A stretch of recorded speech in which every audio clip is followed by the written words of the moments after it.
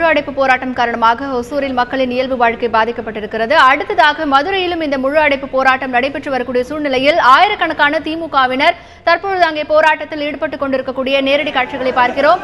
அங்கே களத்திலிருந்து எமது செய்தியாளர் சரவணன் கூடுதல் தகவல்களை தர காத்திருக்கிறார். சரவணன், சொல்லுங்க, மதுரையில யாருடைய தலைமையில இந்த திமுகவினர் போராட்டத்தில் ஈடுபட்டு வராங்க? அங்க இருக்கக்கூடிய நிலை குறித்து சொல்லுங்க சரவணன். மதுரையில பாத்தீங்கன்னா ரயில் நிலையத்திற்கு சற்று முன்பு மாவட்ட செயலாளர் தளபதி தலைமையில 1000க்கும் மேற்பட்ட திமுக தொண்டர்கள் தற்போது குவிந்தார்கள்.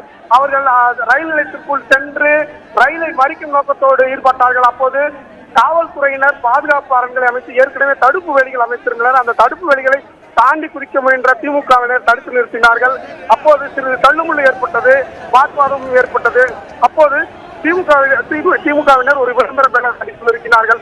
இந்த சூழ்நிலையில பாத்தீங்கன்னா போலீசார் இது போன்ற செயல்களில் ஈடுபடக்கூடாது என்று கூறியதை தொடர்ந்து மாவட்ட செயலாளரின் அறிவிப்பின்படி மீண்டும் அவர்கள் உள்ளே செல்வதை தவிர்த்து தற்போது கைது நடவடிக்கைகளில் ஈடுபட்டு வருகின்றார்கள். தற்போது அவர்கள் அனைவரும் அரசு பேருந்துகளில் தற்போது கைது செய்யப்பட்டு வருகிறார்கள். 1000க்கும் மேற்பட்ட தொண்டர்கள் தற்போது திமுகவினர் கூடியிருக்கிறார்கள்.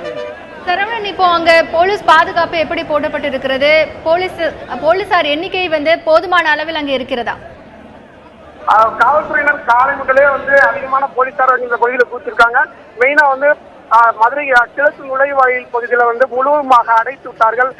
தற்போது இந்த கூட்டம் அதிகமாக இருப்பதால் பயணிகளோடு சேர்ந்து தொண்டர்களும் உள்ளே சென்று ஒரு அசம்பாவித சம்பவங்களில் ஈடுபடக்கூடும் என்பதற்காக அவர்கள் எல்லாம் தடுத்து நிறுத்தப்பட்டார்கள்.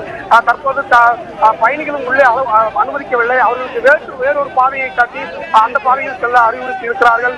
கிழக்கு நுழைவாயில் முழுவதுமே தடுப்புகளை அமைத்து முழுவதுமாக கயிறுகளை வைத்து கட்டி இருக்கிறார்கள், யாரும் உள்ளே செய்யாத அளவுக்கு.